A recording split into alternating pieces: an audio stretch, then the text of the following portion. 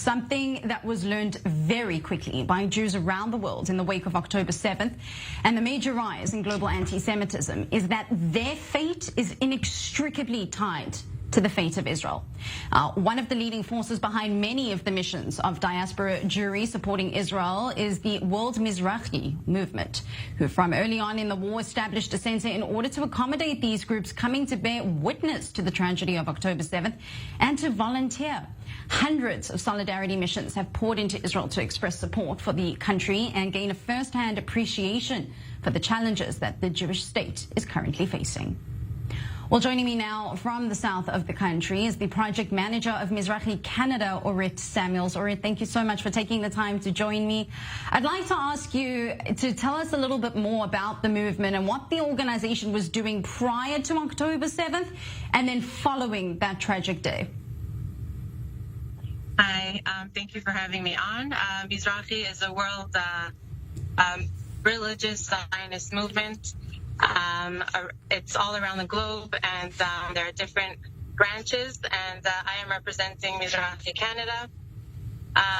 Since the beginning of the war, global Mizrachi realized that in order for our Jewish fellows from all around the world to come see and witness and be ambassadors come, that it's incredible, important job that needs to be done. They quickly, gathered people, flyers promoting it, and currently I'm on a bus on the women's mission from Toronto, Canada.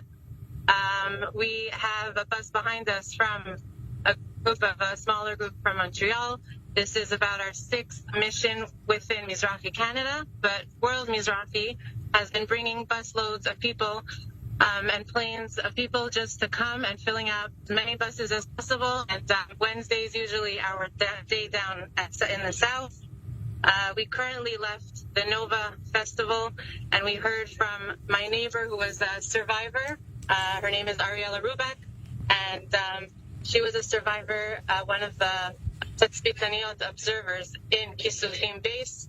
32 of her friends were slaughtered next to her, and she was saved, and it was a really moving moment that we just had.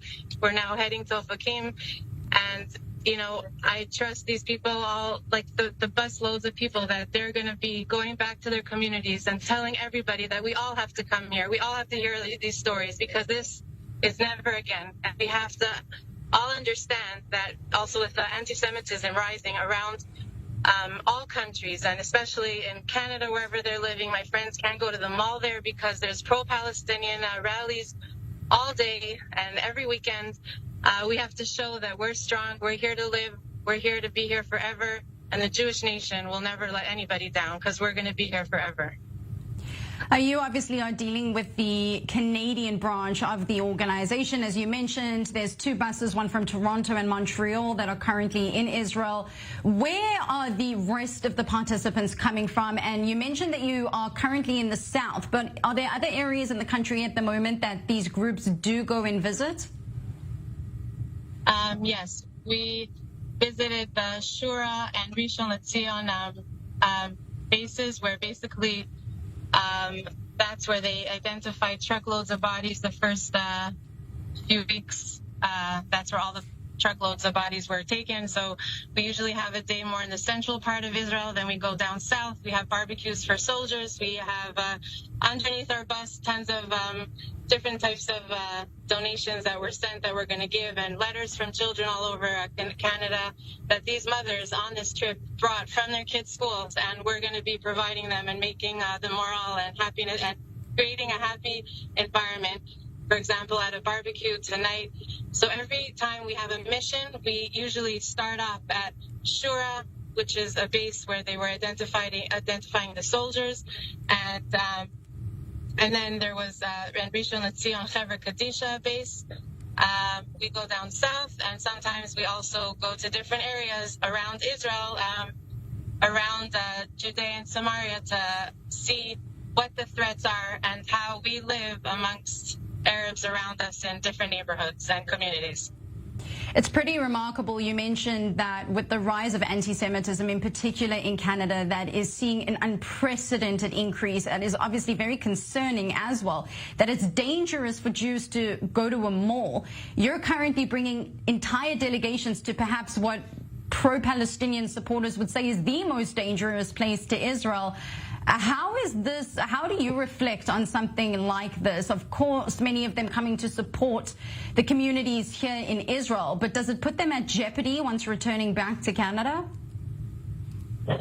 So to answer that question, actually, most of the people that have been arriving, they actually tell the people that are with us on the mission, the people that we meet, and the survivors that they feel safer being in Israel during wartime than being back at home with anti-Semitism rise. And I just pray that, you know, we should all find our place, security, safety, and we should all just come home, because this is our nation, this is our land, and this is where we all are meant to be. Orit Samuels, manager of Mizrachi Canada, thank you so very much for taking the time, as we can see, in the middle of a tour in Israel, to speak to us here at i24 News. Thank you so much for having me. Have a good day.